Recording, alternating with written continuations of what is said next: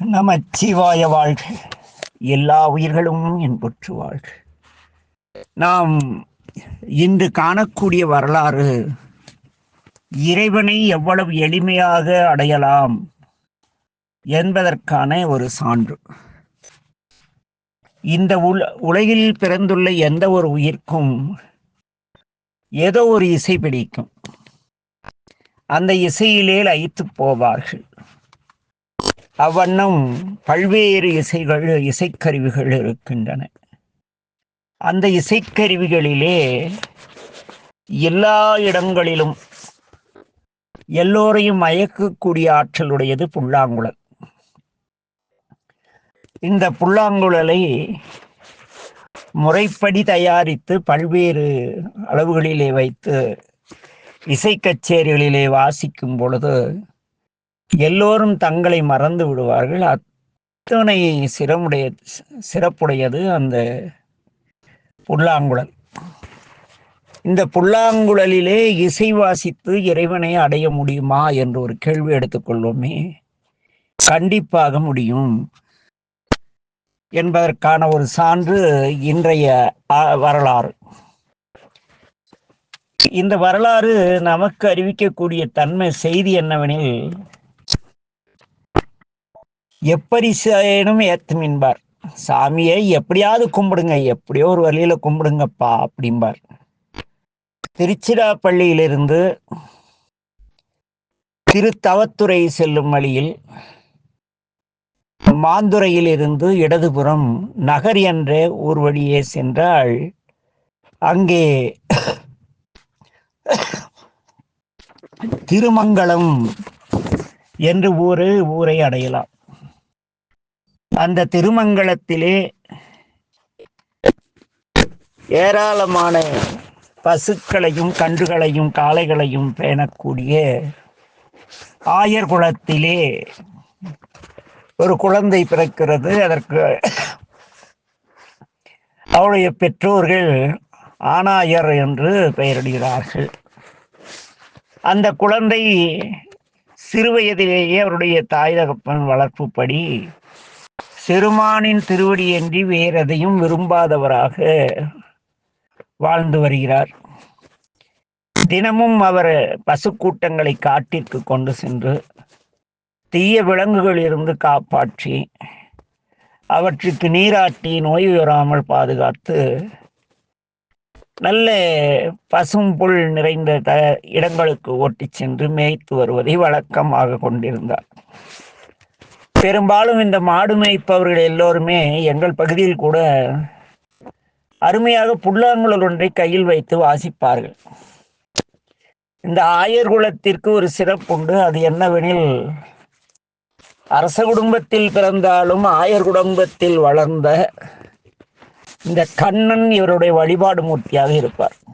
கண்ணனின் வம்சாவளியாக இவர்களை கூறிக்கொள்வார்கள். அவ்வழியிலே அந்த கண்ணனுக்கு ஒரு தீராத வியாதி இருந்தது, காதலும் இருந்தது. அது என்னவெனில், புல்லாங்குழலின் மேல் கொண்ட காதலும் புல்லாங்குழலை வாசிக்கும் நோயும். என்னடா நோய் என்கிறேன் என்றால், அந்த புல்லாங்குழலை வாசிக்கக்கூடிய நோய் ஒருவருக்கு இருந்து அவரை வாசித்தார்கள் என்றால் அதை கேட்பவர்கள் எல்லாம் நலம் பெறுவார்கள். அதற்காக அவ்வழியிலே இங்கே நம்முடைய ஆனாயர் நல்ல ஒரு தேர்ந்த மூங்கிலை எடுத்து அதில் துளைகள் செய்து அழகாக அந்த புல்லாங்குழலை வடிவமைக்கிறார்.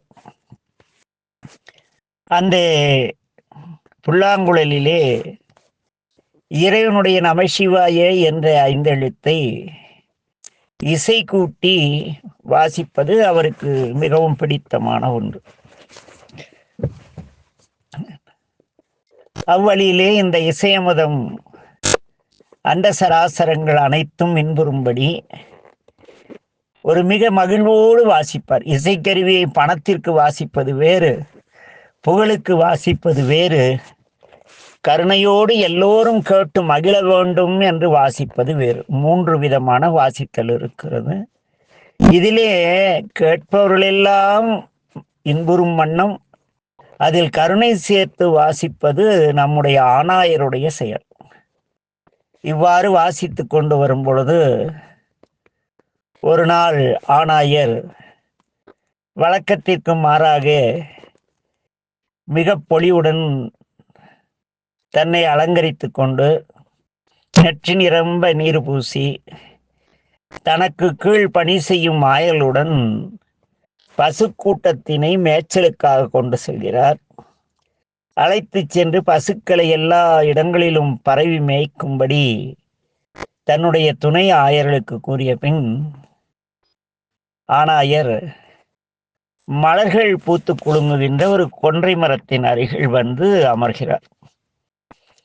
அவர் கண்களுக்கு அக்கொன்றை மரத்தில் தொங்கிக் கொண்டிருக்கும் காய்கள் சிறுமானுடைய ஜடாமுடியை நினைவூற்றுகின்றன. அந்த கொன்றைக்காய் ஜடாமுடி மாதிரிதான் நீளம் நீளமாக இருக்கும். அந்த கொன்றை மலர் சரங்கள் இருக்கிறது அல்லவா, அதெல்லாம் சாமியின் சடையில் மேலுள்ள பூக்களைப் போல, கொன்றை பூக்களைப் போல தெரிகின்றன. இக்காட்சியை கண்டவுடன் நம் ஆணாயர் எல்லாம் சிவன் என்ன நின்றாய் போற்றி என்று வரிக்கேற்ப அந்த கொன்றை மரத்தையே பெருமானின் திருமுகமாக பாவித்து, எதிரில் இருப்பதாக பாவித்து புல்லாங்குழலை எடுத்து மிக அழகாக வாசிக்கிறார். மடிதிறந்த வெள்ளம் போல சிறுமானை துதித்து திரு ஐந்தெழுத்து இசையை புல்லாங்குழலில் வாசிக்கிறார். மெய்மறந்து அவர் வாசிக்கின்ற ஓசை தேவ உலகத்தில் உள்ள கற்பக மரங்களில் சொரியும் தேனுடன் அமுதம் கலந்து செவிகளில் சேர்வது போல இனிமையாக அப்படியே கேட்டவர்களெல்லாம் மெய்மறக்கும் வண்ணம் வாசித்துக் கொண்டிருக்கின்றார். அந்த சமீபத்தில் ஒரு திரைப்பட பாடல் கேட்டு, சின்னக்கண்ணன் அழைக்கிறான் என்று ஒரு பாடல். அது அந்த புல்லாங்குழலில் அவ்வளவு அற்புதமாக அப்படி வாசிச்சிருப்பாங்க. மனிதர்களை பாடும் பாட்டே அப்படின்னா இறைவனை பற்றி தன்னிலை மறந்து வாசிக்கக்கூடிய அந்த ஆணாயருடைய வாசனையின் ஓசை எல்லோரையும் கவர்கிறது. அனைவரும் தங்களை மறந்து ஆணாயரை சூழ்ந்து கொள்கிறார்கள். பாம்பு, மயில், சிங்கம், காளை, இப்படி எல்லா உயிர்களும் ஒன்றை ஒன்று அடித்து தின்னும் உயிர்கள் கூட. பாம்பு என்ன செய்யும்? மயில் பாம்பை திங்கும். சிங்கம் யானைக்கு பகை. புலி புல்ல திங்காது. ஆனா புலி பக்கத்துல மான்கள் வேற நின்று எல்லாருக்கும் தங்கள் நிலை மறந்துருச்சு. எல்லா உயிர்களும் அந்நிலையில் மேலும் மேலும் அப்படியே தன்னை மறந்து வாசித்து கொண்டிருக்கின்றார் ஆணாயர். அந்த இசை அனைத்து உலகங்களையும் கடந்து பொய்யர்கள் சென்று அடைய முடியாதே பொன்னம்பலத்திலே நடனம் புரியும் சிவருமானின் திருச்செவியை அடைகிறது. ஏனெனில் அது என்ன பொய்யர்கள் அடைய முடியாத என்றால், நீங்கள் திருவேடமிட்டு கொண்டு பொய்யாக பெரிய சிவனடியார் போல் நடித்து ஒரு பெயர் வைக்க, திருமணத்திற்கு செய்து வைக்க, கோயில் கும்பாபிஷேகம் செய்ய, இப்படி எடுத்ததற்கெல்லாம் அன்பர்களுடைய வீடு கிரக பிரவேசம் செய்ய, இதற்கெல்லாம் பணம் வாங்கி கொண்டிருந்தால் நீங்கள் பொய்யானவர்கள். வேடம் மெய் வேடம், ஆனால் செயல் பொய்யானது. ஏன்னா இதெல்லாம் போய் ஒரு நாளைக்கு காணாமல் போயிடும். செல்வம் அழியக்கூடியது தானே. ஆக பொய்யான ஒன்றை பற்றியவர்களை சாமி பொன்னம்பலத்திலே வந்தால் அருள மாட்டாராம். திருவாசகம் பேசும், பொய்யர்தம் பொய்யனை மெய்யர் மெய்யை பாடி பொற்சுண்ணம் இடித்தும் நாம் என்பார். சாமிகிட்ட நீங்க பொய்யா நடிச்சா அவர் உங்ககிட்ட பொய்யா நடிச்சிட்டு பெரும் செல்வத்தை தருவார், ஆடம்பரமான வாழ்க்கை தருவார், நீங்கள் விருப்பப்பட்ட எல்லாமே உங்களை நாடி வந்து அடையும். ஆனால் இறைவனை அடைய முடியாது. ஆக அவர் மெய்யர்தம் மெய்யனாக இருக்கக்கூடிய மெய்யர்களுக்கு எல்லாம் தருவார். சாமி தன்னையே தருவார். அப்படிப்பட்ட அம்பலத்தரசர் இந்த புல்லாங்குழின் ஓசையை கேட்கிறார். கேட்டு உமையோடு நந்தியம்பெருமான் மீது எழுந்தருளி ஆணாயர் முன்பு நிற்கிறார். ஆனாயர் அப்பொழுதும் மெய்மறந்து வாசித்துக் கொண்டிருக்கின்றார். இந்த நிலையை கண்டவுடனே நம்பெருமான் ஆனாயரை தொட்டு அன்பனே என்கிறார். தன்னுடைய அம்பிகையும் என்ன செய்கிறன்னா மகனே என்று கூப்பிடுகிறார்கள். அந்த வீணையை பழித்த குரலுடையவள் அன்னை உமையவள். எவ்வாறெனில் ஒரு முறை அன்னை அந்த சத்தியலோகத்திற்கு சென்ற பொழுது அங்கே சரஸ்வதி தேவியார் வீணை வாசித்துக் கொண்டிருக்கிறார்கள். அங்கே சென்று உமையவள் அந்த இசையில் லயித்து போய் ஷபாஷ் சிறப்பாக வாசிக்கிறீர்கள். அவ்வளவுதான், அந்த வீணையில் இருந்த நரம்பு அருந்திடுச்சு. கலைமகள் நாணினால் அந்த வீணையை பார்க்கிறார். அந்த வீணைக்குரியதாம் என்னுடைய ஓசையை விட இந்த அன்னையினுடைய வார்த்தை மிகவும் இனிமையாக உள்ளது என்றதாம். அப்படி உமையவளும் என் அன்பிற்குரிய ஆனாயரே என்கிறார்கள். ஆனாயர் தன்னிலை உணர்கிறார். பெருமானையும் அம்பிகையும் பார்த்ததும் விழுந்து வணங்குகிறார். இறைவா என்கிறார்.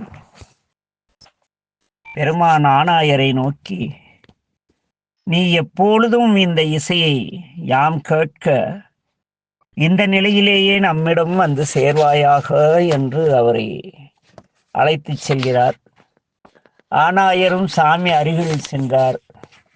அந்நிலையில் வானவர்கள் சுற்றி இருந்து மலர்களை தூவ, முனிவர்கள் வேத மந்திரங்கள் ஓதே, ஆனாயர் புல்லாங்குழலை வாசித்தபடியே சிவலோகம் சேர்கிறார்.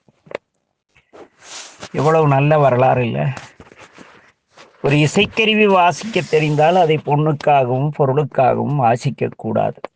ஒரு திருமுறை பாட தெரிந்தால் அதை பொண்ணுக்காகவும் பொருளுக்காகவும் பாடக்கூடாது. ஒரு கும்பாபிஷேகம் குடமுழுக்கு போன்றவை செய்ய தெரிந்தால் காசுக்காகவும் பொருளுக்காகவும் செய்யக்கூடாது. செய்தால் கண்டிப்பாக உங்களை இறைவன் ஏற்றுக்கொள்ள மாட்டார். ஏனெனில் நீங்கள் இறைவனை அடைவதற்காக இதை செய்யவில்லை, பொருளை அடைவதற்காக செய்கிறீர்கள். ஆக அந்த திருவாசகம் தெளிவா சொல்லிடும், பொய்யர்தம் பொய்யனை மெய்யர் மெய்யே. அது என்ன பொய்யர்தம் பொய்யர்? திருவேடம் அணிந்தால் பொய் பேச முடியுமா என்றால் அங்கு அப்படி பொருள் கிடையாது. திருவேடம் அணிந்து கொண்டு உலகில் எளிதில் அழியக்கூடிய பொன்னையும் பொருளையும் மண்ணையும் பெண்ணையும் யாசித்து பெறக்கூடிய அவல நிலை இருக்கிறது அல்லவா? சிவனடியார் என்று சொல்லிக்கொண்டு சிவாலயங்களுக்கு குடமுழுக்கு செய்யக்கூட பிச்சை எடுப்ப 10 கோயில் கட்டி அந்த பிச்சை எடுத்ததற்கு இடையானதான். அப்படியே போய் ஊரா இறந்து பண்ணப்பட்டிங்கிற ஊர்ல, பண்ணப்பட்டி அந்த ஊர்ல சேலம் மாவட்டத்தில் ஓமலூர் கிட்ட கற்பகநாத திருக்கோயில்னு ஒரு கோயில் கட்டியிருக்காங்க. மடிப்பிச்சை எடுத்து கட்டினார்கள். அவர்களுக்கு குருவாக ஒருவர் இருக்கிறார். அவருடைய குரு ஒளியில்லாத அரசு. இவன் பெயர் சொந்த பெயர் கிடையாது. இவனா ஒரு பெயர் வச்சுக்கிட்டு பெயரில் மட்டும் தியாகத்தை வைத்திருக்கிறார். அப்படி மடிப்பிச்சை எடுத்து ஆலயம் கட்டிய அந்த ஆலயத்திற்கு குடமுழுக்கு பணம் வாங்குறான். இவெல்லாம் சிவனை கொண்டாந்து எழுந்தருளி அருள் தீபம் கூப்பிட்டா வந்துருவானா? சிவன் வந்துருவாரா? அந்த அன்பர்களுக்கும் கொஞ்சம் கூட அறிவே கிடையாது. ஏன் கிடையாதுன்னா, இவர்கள் கேட்டு எழுந்தருளி, பெருமான் ஏற்கனவே எழுந்தருளி திருப்பணி செஞ்சுக்கிட்டார். நீங்களே சாமி இங்க உட்காருங்கன்னா உட்கார மாட்டாரா என்ன? புறச்சடங்குகளாக பொண்ணுக்கும் பொருளுக்கும் ஆசைப்படுகிற ஒரு கூட்டத்தை கூட்டி அழைத்தால் சாமி வருவது போல் இருக்கும், ஆனால் வரமாட்டார். அப்படி இருப்பதாக, அப்படி வந்திருந்தாலும் அந்த அன்பர்களுடைய அந்த மடிப்பிச்சை எடுத்து கட்டிய அந்த பெரிய சிவாலயத்தை மிக சிறப்பாக அந்த ஆலயத்தில் வழிபாடெல்லாம் நடக்கும். அடியேன் அங்கு சென்றிருக்கிறேன். ஆக என் அன்பின் உறவுகள், இவர்கள் எல்லாம் பொய்யர்கள். சாமி அவர்களுக்கு என்ன தருவார்? பொன் பொருள் புகழ் இதெல்லாம் தருவார், தன்னை தரமாட்டார். ஏனெனில் அவர்கள் பொய்யை யாசித்தே புராணம் பேசுகிறார்கள். குறை சொல்வது நமது நோக்கம் அல்ல. பெரிய புராண கதை சொல்வது பெரிது கிடையாது. பெரிய புராணத்தின் நாயன்மாருடைய வாழ்க்கையை ஊருக்கெல்லாம் உபதேசம் செய்யும் சொக்கர் அவ்வாறு வாழ்ந்தால்தானே பெருமான் நந்தமர் ஊரன்னு நான் அங்க போகக்குள்ள சொல்லுவாரு இல்லையா? அவருக்கு செய்யக்கூடிய அடியார்களுக்கு அதை செய்தார், ஆடை கொடுத்தார், அது கொடுத்தார். அடியார் உடல்நலம் சரியில்லை, அவர்களுக்கு வழிபாடு செய்ய வாருங்கன்னா அதுக்கும் துட்டு தான். என்ன இதை விட கொடுமை என்னன்னா, எவ்வளோ இருக்கு அது கிடக்குது. ஆனாயரை போல நாமும் இறைவனிடத்து சென்று அன்பினால் பாடுங்கள், அன்பினால் இசைக்கருவிகள் கற்றிருந்தவரால் வாசியுங்கள், பெருமான் அருள் கிடைக்கும் என்று கூறி, ஏனெனில் இங்கு குறை சொல்வது சுக்கரையை அப்பப்பாரு இந்த குறிப்பிட்டவங்களே குறை சொல்றாருங்கிற கருத்து இருக்கக்கூடாது. ஏனெனில் அந்த அடியனுடைய, அதாவது எப்படி என்றால், இந்த சொக்கருங்கிற பெயரை சொல்ல அவர்களை உருவாக்குறதுக்கு பாண்டி 14 கொங்கு 7ன்னு என் வாழ்நாள் சம்பாதத்தையே எவ்வளோ இறையருள் செலவிட்டதுன்னு அவங்களுக்கு இது நினைத்து பார்க்க கூட நேரம் இல்லை. நம்ம இறைவன் சோத்துக்கு இல்லாத இருந்தோமே, இறைவன் இவ்வளவு பெரிய நிலையிலே நம்மை வைத்திருக்கிறாரே, இலவசமாக ஏழைப்பாளைகள் செய்யும் ஆலயத்திற்காவது குடமுழுக்கு செய்வோம் என்ற எண்ணம் கிடையாது. அந்த எண்ணங்கள்லாம் மாறி அவர்கள் இறைவனுக்காக செய்யும் நிலை என்றேனும் அடைய வேண்டும் என்ற ஏக்கத்தினாலே இந்த பதிவு.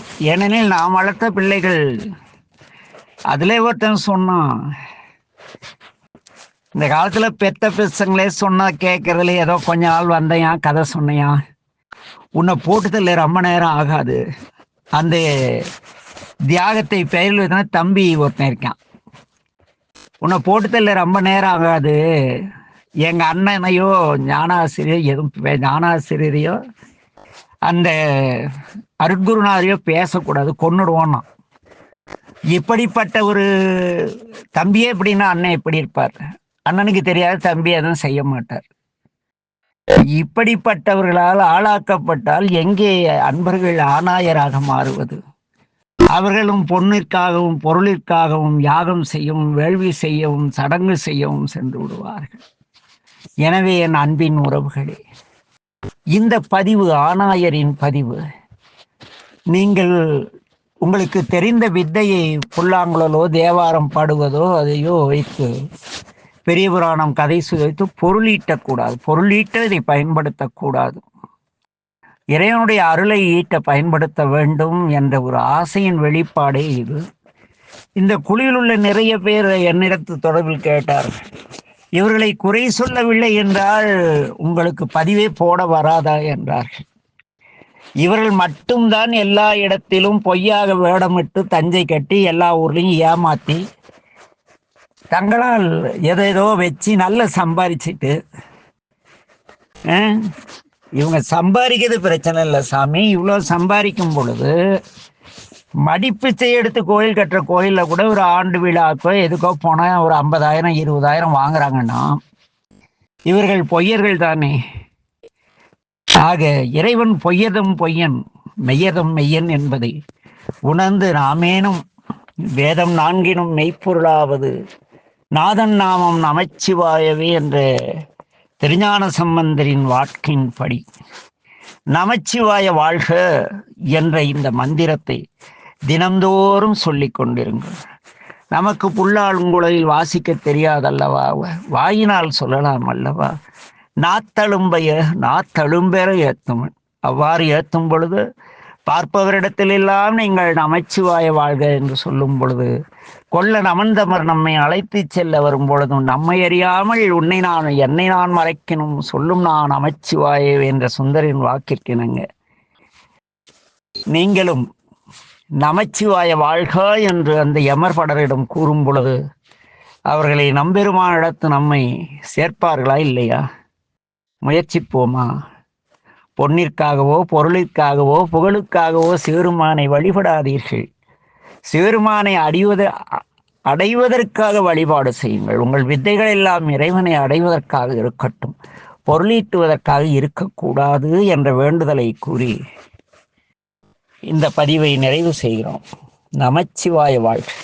நாளை மிக சிறந்த வரலாறு சிந்திப்போமா? நமச்சிவாய வாழ்க. எல்லா உயிர்களும் இன்புற்று வாழ்க. திருச்சிற்றம்பலம்.